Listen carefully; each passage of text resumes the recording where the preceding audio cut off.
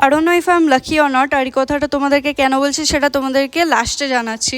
আমার একটা খুব ক্লোজ ফ্রেন্ডের বার্থডে ছিল যেটা অ্যাটেন্ড করিনি, সো তাকে সারপ্রাইজ দেওয়ার জন্য টেস্ট অ্যান্ড বাইক থেকে পেস্ট্রি আর শপিং মল থেকে একটা আউটফিট কিনতে গেছিলাম সকাল সকাল।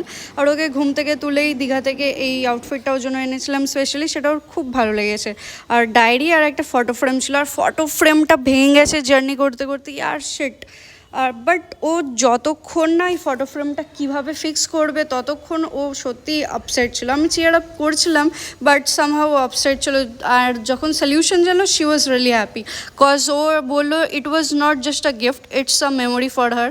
লাইক ও যে লেভেলের এফার্টস দেয় আমাদের ফ্রেন্ডশিপে, এটা লাইক আমি ওর এফার্টস ম্যাচ করতে পারি না। আর সামহাউ এটা দিয়ে অ্যাটলিস্ট বোঝা যায় যে the way she loves me and ছোটো ছোটো জিনিসগুলো যে অ্যাপ্রিসিয়েট করে সেটা লাইক বিশাল বড় ব্যাপার।